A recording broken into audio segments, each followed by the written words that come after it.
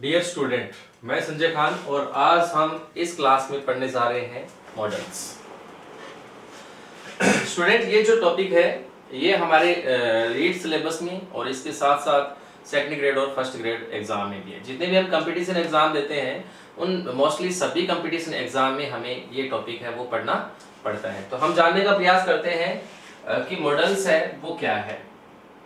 Models student हमारे English में model helping verbs है। मॉडल हेल्पिंग वर्ब्स है। जो मॉडल्स नाम लिखा गया है, टॉपिक का नाम हमारा मॉडल्स है, वो हमारी क्या है, मॉडल हेल्पिंग वर्ब्स है। एवरीबडी नोज अबाउट इट कि मॉडल हेल्पिंग वर्ब्स क्या होती है। यहाँ पे जो मॉडल्स है वो हमारे सेंस से रिलेटेड है, हमारी समझ से रिलेटेड है, हमारे एक्सप्रेशन से है कि जो हम सोचते हैं उसके अकॉर्डिंग जो हम चीज बोलते हैं वो हमारे मॉडल्स वाले सेंटेंस के अंतर्गत पढ़े जाते हैं। तो स्टूडेंट मैं आपको बात करता हूँ, कई बार यहाँ जो नाम लिखा हुआ है, क्या लिखा हुआ है, हेल्पिंग वर्ब्स लिखा हुआ है, उसके स्थान पे आपको दूसरा नाम और मिल जाता है, उसका नाम है ऑक्सिलियरी। ऑक्सिलरीज मिल सकता है।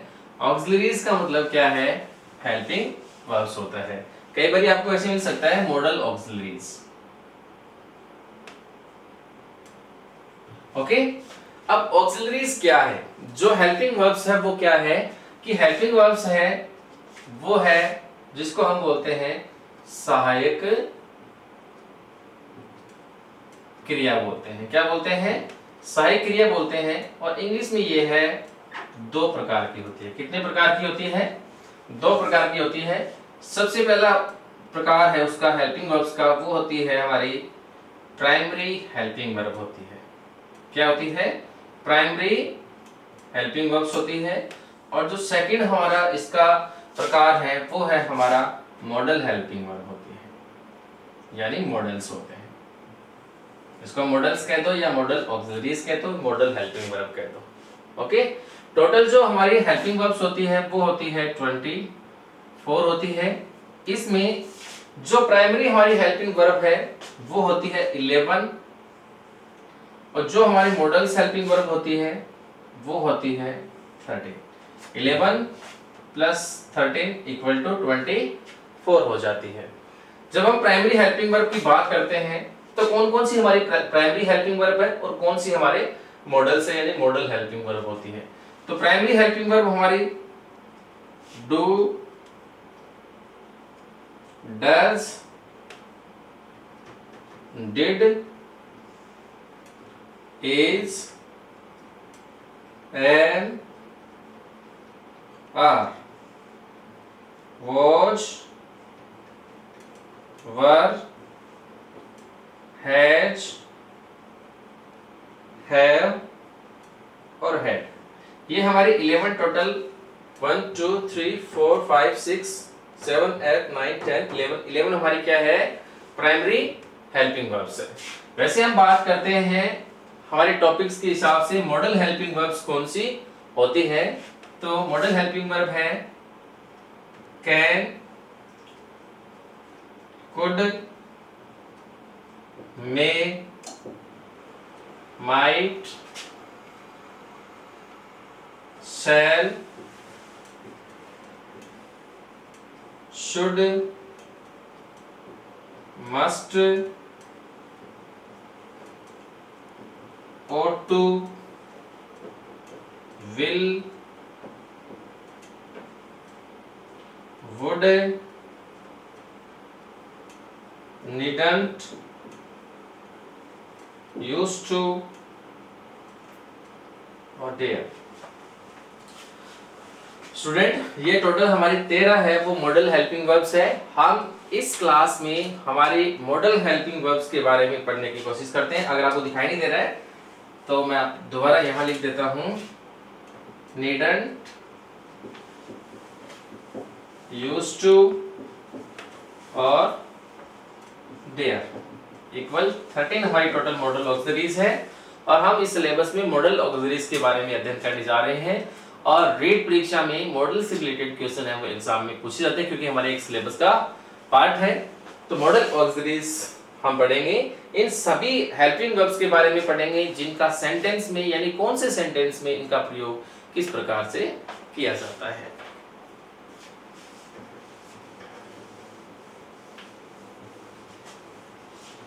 जैसे सभी सेंटेंसेस में जैसे वर्ब है वो बहुत ही एक सेंटेंस का एक सबसे इंपॉर्टेंट पार्ट होता है, वैसे वर्ब्स की हेल्प के लिए जो हेल्पिंग वर्ब जो ऑक्सिलरीज हमारी काम में ली जाती है उसमें मॉडल ऑक्सिलरीज के बारे में हम पढ़ रहे हैं। तो हमें 13 मॉडल ऑक्सिलरीज के बारे में पढ़ना है और सबसे पहले इंपॉर्टेंट बात यह है कि हमारे एग्जाम में क्वेश्चन है वो किस प्रकार से आता है। जैसे स्टूडेंट कोई भी हमारा क्या आता है, सेंटेंस आता है और उस सेंटेंस में क्या होता है, हमें मॉडल हेल्पिंग वर्ब को क्या करना होता है, फिल करना होता है। यानी एक सेंटेंस में ब्लैंक दिया हुआ आएगा, जैसे ऐसा कोई सेंटेंस आया और यहाँ पे ब्लैंक दिया हुआ है और इस ब्लैंक में हमें क्या करना है कि सूटेबल मॉडल ऑक्सिलरी का प्रयोग करना है। यानी इस ऐसे सेंटेंस आएगा उसके हमारे वी हैव 4 ऑप्शंस और उन ऑप्शंस में हमें एक सेंटेंस के सेंस के हिसाब से कि सेंटेंस में किस चीज का भाव है वो पैदा हो रहा है और उस सेंस के हिसाब से हमें क्या करना है, एक सूटेबल मॉडल ऑक्सिलरी का चयन करना है और यहाँ पे हमें फिल कर देना है। ऐसे एग्जाम में क्वेश्चन है वो पूछा जाएगा। ओके, अब हम बात करते हैं, शुरू करते हैं हमारे मॉडल ऑक्सिलरीज के बारे में। तो हमारा सबसे पहला मॉडल है स्टूडेंट, वो है कैन।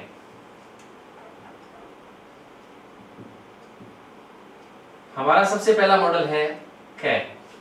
कैन मॉडल जो है उसको हम अगर हिंदी में अगर बात करते हैं कि कैन जो मॉडल है उसका प्रयोग कौन से वाले सेंटेंसेस में किया जाता है, तो स्टूडेंट मैं आपको बताना चाहता हूं कि जिन हिंदी वाक्यों में लास्ट में हमें मिलता है सकना वर्ड मिलता है, जैसे आप है वो ये काम कर सकते हैं, आप अच्छे नंबर है वो ला सकते हैं, आप पढ़ाई कर सकते हैं, घर पे रह के आप मेहनत कर सकते हैं, तो जो लास्ट में सकते हैं आते हैं तो वैसा होता है। तो हम हिंदी में अगर इसका मीनिंग देखें, पर्टिकुलर हम बात करें तो कैन को हम क्या कर सकते हैं, सकना के अर्थ में काम में लेते हैं।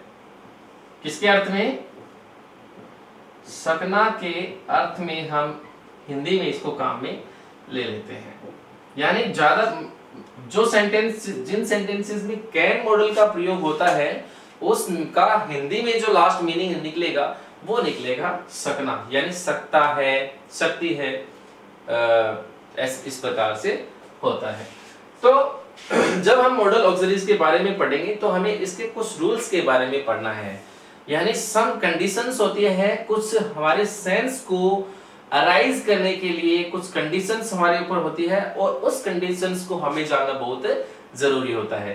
तो हम उन कंडीशंस को रूल के अंदर पढ़ने जा रहे हैं ताकि अगर इस प्रकार से कंडीशन अगर कोई भी सेंटेंसेस में आ जाती है तो हमें कौन सी मॉडल का प्रयोग है वो करना होता है। तो सबसे पहले देखिए आप कैन के अंदर रूल नंबर फर्स्ट। स्टूडेंट हम बात करते हैं कैन वाले सेंटेंसेस में, यानी कैन का प्रयोग, यानी किसी भी सेंटेंस में जब हम कैन का प्रयोग करने जा रहे हैं तो कैन का प्रयोग जब किसी सेंटेंस में पावर का मीनिंग होता है शक्ति से है, पावर, एबिलिटी का मतलब क्या है, योग्यता, एंड कैपेसिटी जो वर्ड है, कैपेसिटी नहीं है, कैपेसिटी है, और कैपेसिटी हमारी है उसे हम बोलते हैं क्षमता को एक्सप्रेस करने के लिए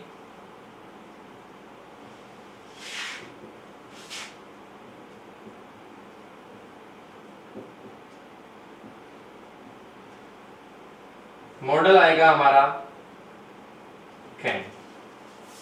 यानी जब किसी सेंटेंस में स्टूडेंट जब पावर की बात होती है, सेंटेंस को हम पढ़ेंगे, पढ़ने के बाद जब हमें ऐसे लगेगा कि सेंटेंस में किसका सेंस है, पावर का सेंस है, एबिलिटी का सेंस है और कैपेसिटी का सेंस है। एबिलिटी और कैपेसिटी, आप सोच रहे हैं योग्यता और क्षमता, what is the difference between ability and capacity? तो मैं आपको बताना चाहता हूं कि व्हाट इज द डिफरेंस, हम कैसे पता लगा सकते हैं कि this is an ability and this is a capacity. Okay, तो जो हमारी एबिलिटी होती है, ability relates to our intellectual power. Ability हमारे जो इंटेलेक्चुअल पावर है, हमारे जो माइंड का जो पावर है, हम उस पावर के बेस के ऊपर हम जो भी काम कर सकते हैं, that is called our ability. But capacity it's relates to our physical power, हमारी फिजिकल जो स्ट्रेंथ है उसके बेस पे हम कोई भी काम करते हैं, तो that is called our capacity. Okay, अब दोनों में मिक्स होता है। Some task are included both of this kind of situation, ability भी होती है और कैपेसिटी भी होती है। जैसे एक नया वर्ड उसके सामने बन के आ जाता है, कैपेबिलिटी। कैपेबिलिटी होता है कि हम इंटेलेक्चुअल पावर को भी काम मिले, साथ में फिजिकल पावर को भी काम मिले। तो स्टूडेंट, अगर किसी भी सेंटेंसेस में पावर, एबिलिटी और कैपेसिटी का सेंस होता है, तो हमें कैन मॉडल का प्रयोग करना पड़ता है। फॉर एग्जांपल देखेंगे, ब्लैक में आपके सामने रखूंगा और आपको खुद को अपना मॉडल है वो फिल करना है। देखिए सेंटेंस,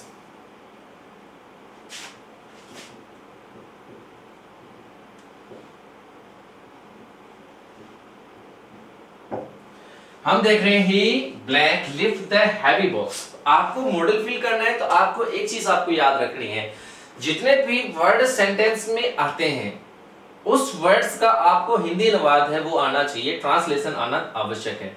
क्योंकि we are not native speaker, हम नेटिव स्पीकर नहीं है, इसलिए नॉन नेटिव जो स्पीकर होते हैं वो हम इंग्लिश को लर्न करते हैं हमारी मदर टंग को साथ में लेकर।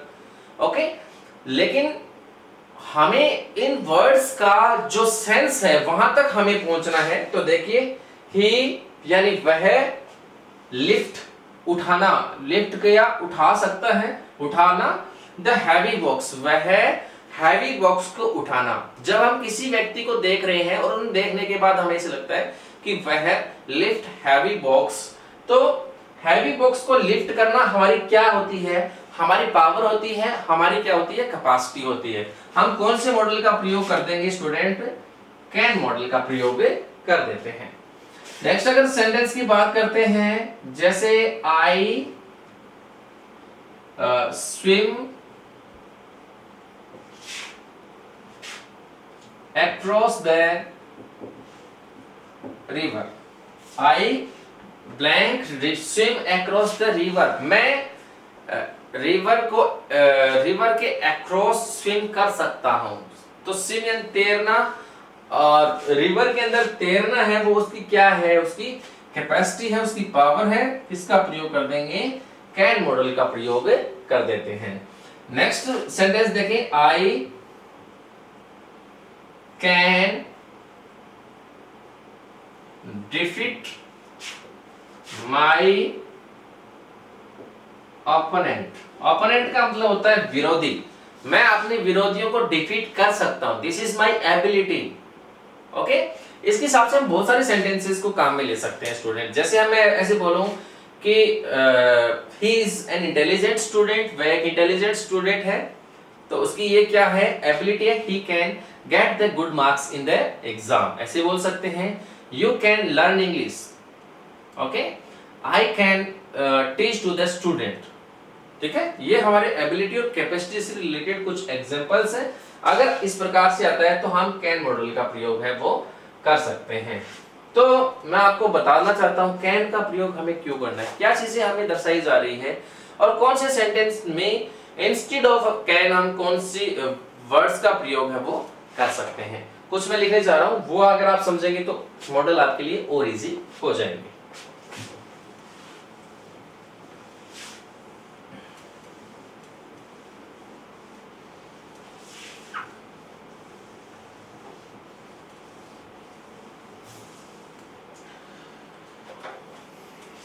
जैसे मैं लिख रहा हूं, जो इस प्रकार के जो सेंटेंस है, इस प्रकार के सेंटेंसेस में कैन का अर्थ, इस प्रकार के सेंटेंस में कैन का अर्थ क्या होता है? बी एबल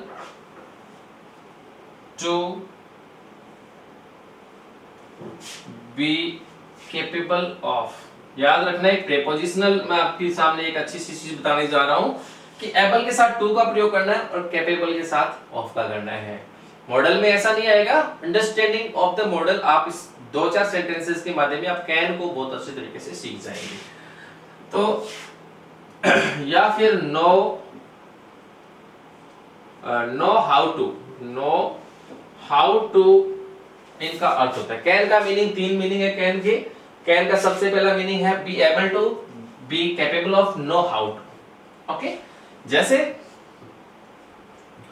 हम बात करते हैं कैन में ही, जैसे यू आर एबल टू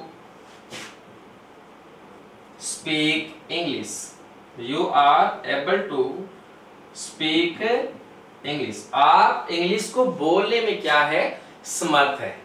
ठीक है, you are able to speak English, आप इंग्लिश बोलने में समर्थ है, आपके अंदर वो क्या है? एबिलिटी है। तो आप क्या बोल सकते हैं इसको? You can speak English,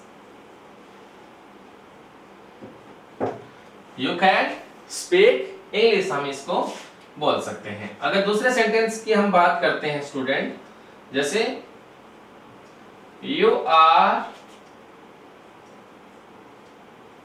capable of speaking English, इसको हम कैपेबिलिटी के हिसाब से ऐसे भी लिख सकते हैं, you are capable of speaking English, speaking, ऐसे भी लिख सकते हैं। क्योंकि यहां पे टू आएगा एबल के बाद तो हम वर्ब की फर्स्ट फॉर्म का प्रयोग करेंगे। यहां जब केपेबल के बाद में ऑफ आएगा तो वर्ब फर्स्ट फॉर्म का प्रयोग नहीं होकर वर्ब की फोर्थ फॉर्म का प्रयोग करते हैं, यानी आईएनजी फॉर्म का प्रयोग किया जाता है। तो स्टूडेंट, अगर हम तीसरे नो हाउ टू की बात करें, इसका मतलब क्या है? You are capable of speaking English, आप स्पीकिंग इंग्लिश में कैपेबल हो, इसका मतलब you can speak English. Okay, next हम बात करते हैं, जैसे you know how to speak English. Okay, you know how to speak English, तुम जानते हो इंग्लिश को कैसे बोलते हैं, इसका मतलब यू कैन स्पीक इंग्लिश। तीनों सेंटेंसेस में कौन सी मॉडल का सेंस है? वो है कैन मॉडल का। ओके, नेक्स्ट रूल पढ़ रहे हैं कैन को लेकर।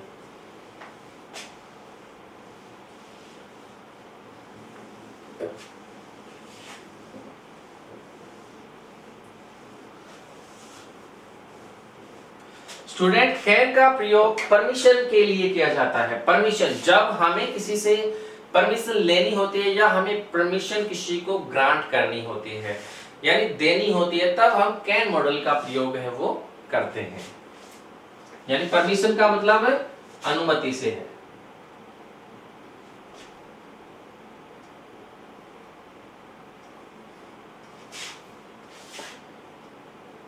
का प्रयोग यानी कैन का प्रयोग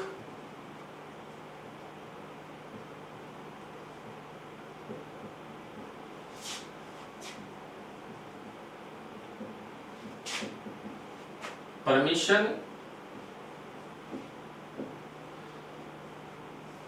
यानी अनुमति के लिए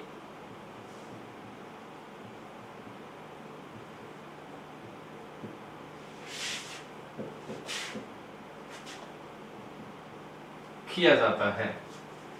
ठीक है, जैसे मैं आपको अनुमति दे रहा हूं कि आपने अंग्रेजी सीख ली है, अब आप अपने घर पे जा सकते हैं। तो मैं एग्जाम्पल लिख रहा हूं, एग्जाम्पल को देखने के बाद ब्लैंक रखूंगा मैं आपको आपके लिए। You go to home now you blank go to home now, तुम गो जाना, होम घर, नाउ यानी अब तुम घर जाना, इसका मतलब क्या दी है, परमिशन को ग्रांट किया है। मॉडल कौन सा आ जाएगा, कैन मॉडल का प्रयोग हो जाएगा, you can go to home now. Okay, जब हमें परमिशन किसी चीज चाहिए तो देखिए, can I see your diary, can I see your diary, क्या मैं तुम्हारी डायरी देख सकता हूं, can I see your diary. तो मैं आपसे इसके लिए, डायरी देखने के लिए आपसे क्या कर रहा हूं, परमिशन ले रहा हूं। ओके, और जब हमें किसी को परमिशन लेनी और देनी होती है तब हम कैन मॉडल का प्रयोग है वो करते हैं। और जहां पे हम परमिशन की बात करते हैं तो दो चीजें हमारे सामने आती हैं, वो है स्टूडेंट बी अलाउड और बी परमिटेड। बी अलाउड और बी परमिटेड के अर्थ में होता है कैन का प्रयोग, किसमें, के अर्थ में। अगर हम दोनों सेंटेंसेस को इस हिसाब से लिखना चाहते हैं तो लिख सकते हैं, लेकिन हमें क्या करना है, मॉडल ऑक्सिलरी का प्रयोग है वो करना है। इनको हम इस तरीके से लिखें तो देखो कैसे लिख सकते हैं, you are allowed to go, you are allowed to go, तुम्हें जाने के लिए अनुमति दी जाती है, यू आर अलाउड किया जा रहा है, you are allowed to go. Okay, next, इसमें हम ऐसे भी लिख सकते हैं, यू आर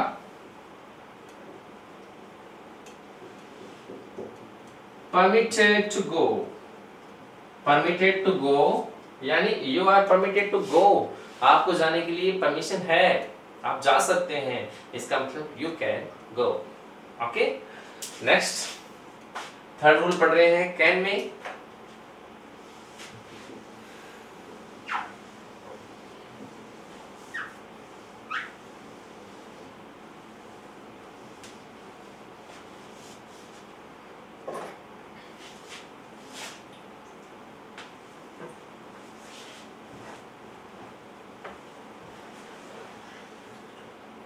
थियोरेटिकल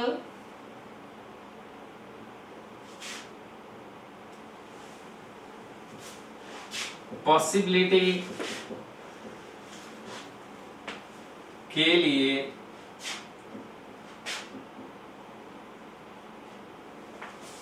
कैन का प्रयोग किया जाता है। ओके, थियोरेटिकल पॉसिबिलिटी का मतलब होता है सैद्धांतिक संभावना। क्या है, सैद्धांतिक संभावना।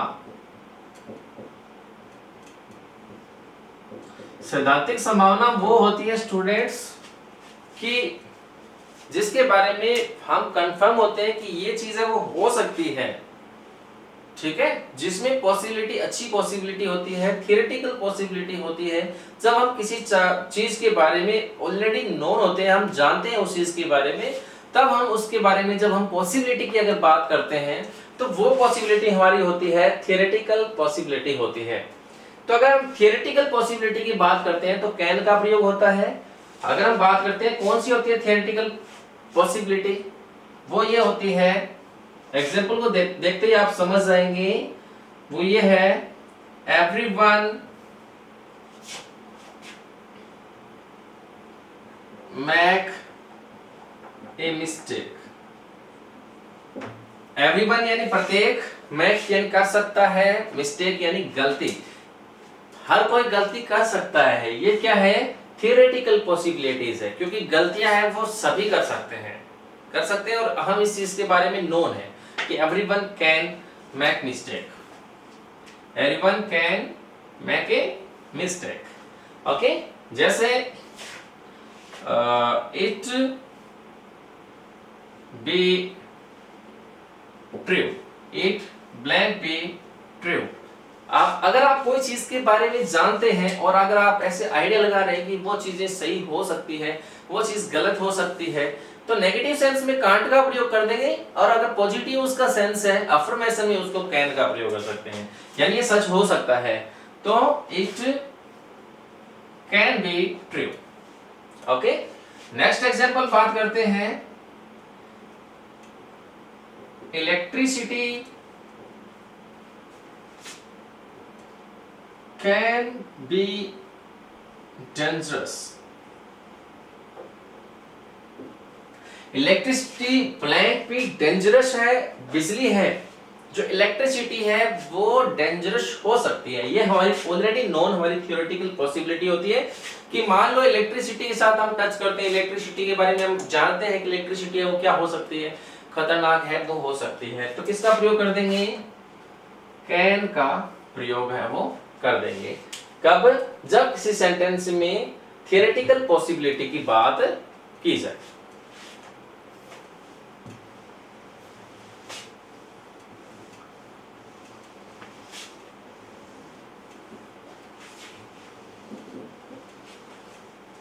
नेक्स्ट है 4,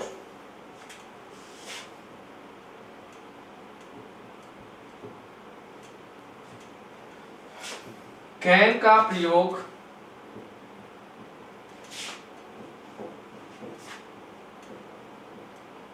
हैबिट यानी आदत तथा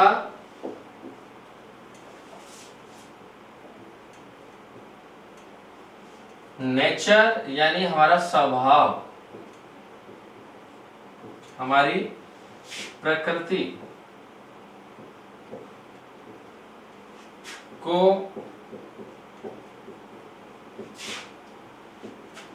एक्सप्रेस करने के लिए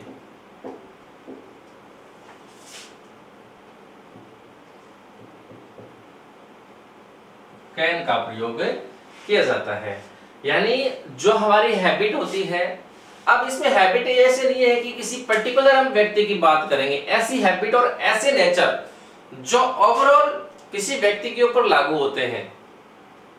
ठीक है, जैसे फार्मर है, उसकी हैबिट क्या होगी, खेत जाना, तो फार्मर के लिए ऊपर लागू है। पूर्ण रूप से कंप्लीटली हम बात करते हैं कि कोई व्यक्ति के ऊपर उसकी हैबिट है उसके ऊपर लागू होनी चाहिए। ठीक है, वैसी उसकी प्रकृति उसकी है वो वैसी होनी चाहिए। ठीक है, जैसे सेंटेंस आया, ए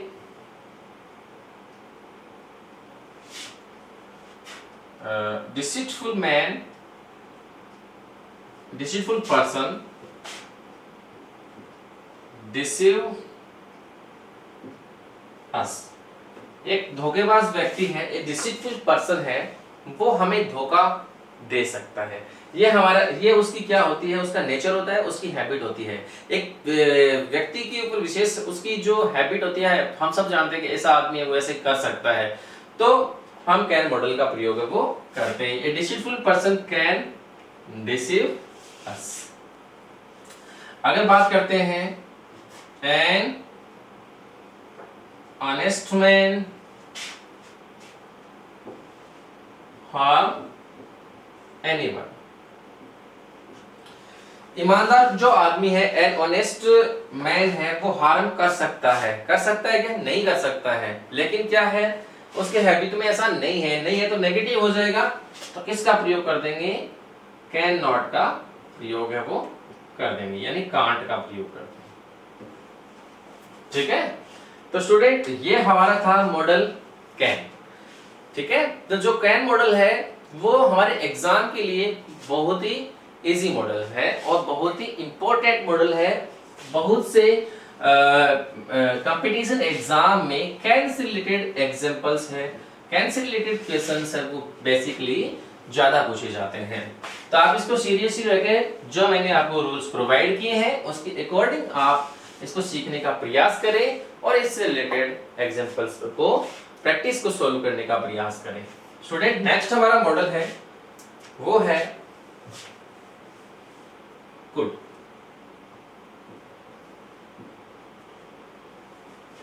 जैसे कैन है, उस कैन का बिल्कुल पास्ट मॉडल की बात करते हैं, यानी कैन की पास्ट फॉर्म है वो क्या होती है, कुड होती है। यानी ये कुड जो है वो है कैन की पास्ट फॉर्म। ओके, कैन की पास्ट फॉर्म है, कुड है, लेकिन मॉडल के रूप में अगर बात करते हैं तो कुड है वो अपने आप में कैन का पास्ट होते हुए भी खुद वो इंडिपेंडेंट भी है। ओके, तो सबसे पहले पढ़ रहे हैं कैन कुड के अंदर रूल नंबर फर्स्ट। कुड का प्रयोग, जैसे कैन में हमने एबिलिटी पढ़ा था, कैपेसिटी पढ़ा था, पावर पढ़ा था, वैसे ही कुड के अंदर जो एबिलिटी और जो कैपेसिटी होगी वो पास्ट में होगी। किसमें होगी, पास्ट में होगी। यानी कुड का प्रयोग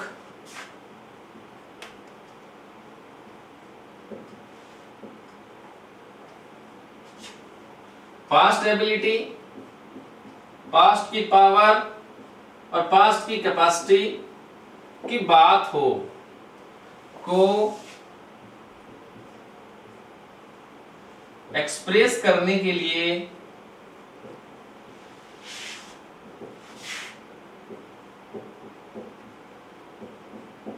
किसका प्रयोग होगा, कुड मॉडल का प्रयोग है वो किया जाता है। यानी बात पास्ट में जाएगी, एबिलिटी भी होगी लेकिन भूतकाल में। ठीक है, जैसे एग्जाम्पल पास्ट बहुत ही इजी होते हैं और करना बहुत ही इतना इजी होता है कि सेंटेंस को देखने के बाद हम इमेजिन कर सकते हैं कि इसमें कुड आएगा। ठीक है, जैसे व्हेन आई वॉज यंग, जब मैं यंग था, I run fast. Run fast क्या है, किसी की कैपेसिटी है, कोई भी व्यक्ति की कैपेसिटी है रन फास्ट करना, और वो रन फास्ट अब कहां चली जाती है, When I was young.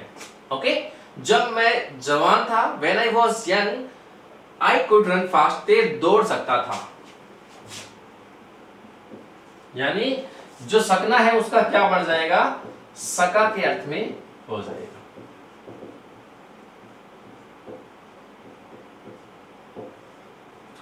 ठीक है, नेक्स्ट इसका एग्जांपल और देखते हैं। When he was in 10th class, he get good marks. जब वह 10th क्लास में था तो गुड मार्क्स है वो ले सका। तो गुड मार्क्स को लेना हमारी एबिलिटी है, और 10th क्लास में वाज यहाँ पे देखिए आ रहा है, तो पास्ट के अंदर हमारी एबिलिटी हो जाएगी, यहाँ पे हो जाएगा कुड मॉडल आ जाएगा। ओके, नेक्स्ट हम बात करते हैं he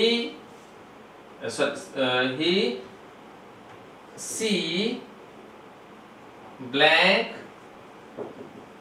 drive a scooty at the age of 17।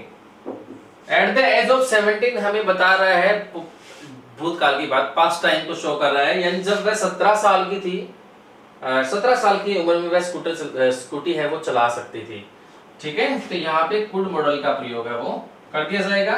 एक चीज मैं आपको बताना चाहता हूँ विद्यार्थियों को, ये है कि मॉडल के बाद ये जो मॉडल्स है उसके बाद हमेशा वर्ब की कौन सी फॉर्म आएगी, फर्स्ट फॉर्म का ही प्रयोग आपको करना है। ठीक है, वैसे ऑलरेडी आएगी क्योंकि वर्ब फिलिंग हमारे सिलेबस के अंदर है नहीं। ठीक है, तो ये रूल नंबर फर्स्ट हमने पढ़ा कुड से रिलेटेड। सेकंड पढ़ते हैं, यानी नेक्स्ट कौन सी ऐसी कंडीशंस है जिसके बेस पे हम कुड मॉडल का प्रयोग है वो कर सकते हैं।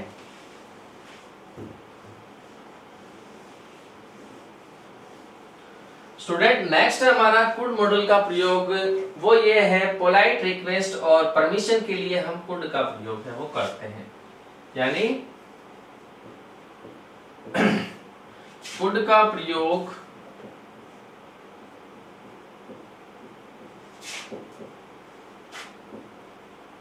पोलाइट रिक्वेस्ट ऑब्लिक परमिशन को एक्सप्रेस करने के लिए, ठीक है। यानी कुड का प्रयोग पोलाइट रिक्वेस्ट या पोलाइट परमिशन को एक्सप्रेस करने के लिए हमें करना होता है कुड का। जैसे यू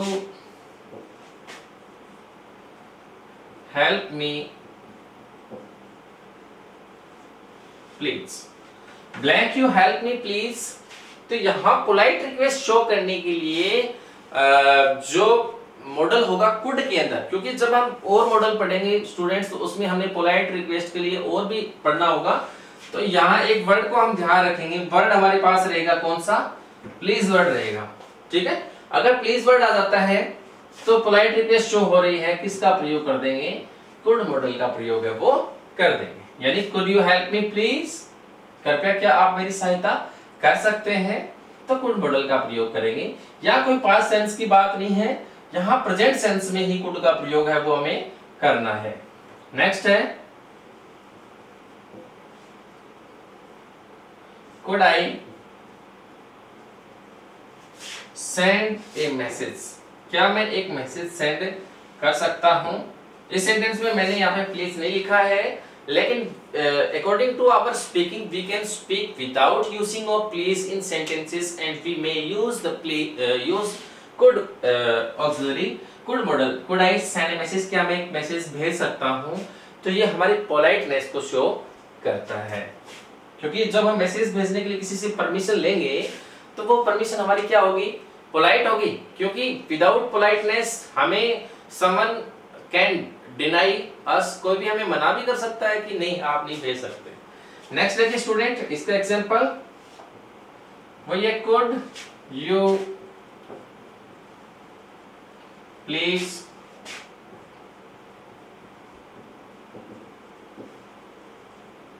पोस्ट द लेटर, क्या आप इस लेटर को पोस्ट कर सकते हैं कृपया। तो प्लीज यहाँ पे इस सेंटेंस में है, तो प्लीज आ गया है, पोलाइटनेस शो हो रही है, कुड मॉडल का हमें प्रयोग है वो करना होता है।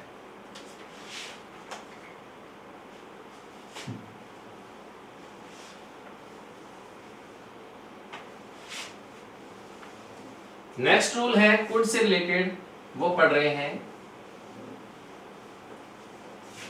यानी जो कुड है, एक चीज मैं आपको बताना चाहता हूं, आप याद रखेंगे इसको, नोट लगा के आप समझेंगे इसको। वो ये है कि कुड का जो प्रयोग है, ठीक है, वो जो हमारी पोलाइट रिक्वेस्ट और जो परमिशन है उसके लिए इसको ज्यादा, कुड को ज्यादा बेटर माना जाता है पोलाइट के लिए, ठीक है। तो पोलाइट रिक्वेस्ट तथा परमिशन के लिए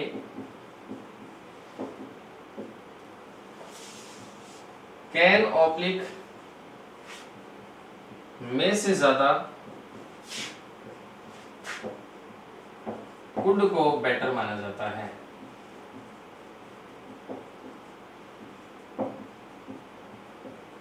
यानी कुड है वो मे और कैन से ज्यादा है वो पोलाइटनेस रखने वाला मॉडल है, ठीक है।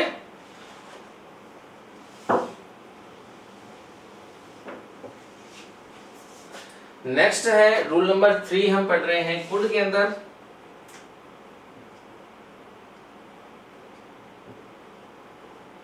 वो स्टूडेंट ये है, कुड का प्रयोग पॉसिबिलिटी को एक्सप्रेस करने के लिए किया जाता है।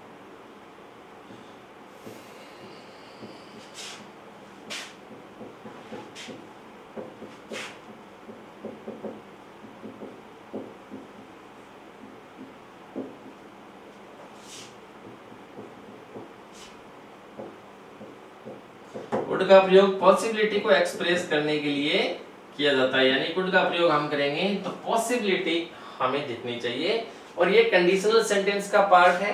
आप देखेंगे, मैं आपको बता दूं, बहुत ही इजी सा है। कंडीशनल सेंटेंस होगा, इफ से शुरू होगा, if he had if he had more money he could buy a Honda bike. यदि उसके पास और ज्यादा धन होता तो उसके पास क्या हो जाता, होंडा बाइक को वह खरीद सकता था। तो यह हमारी क्या है, एक पॉसिबिलिटी है, और पॉसिबिलिटी में हमें किसका प्रयोग करना है, कुड मॉडल का प्रयोग है वो करना है। एक एग्जांपल और देखें इसका, इफ यू वर्कड हार्ड,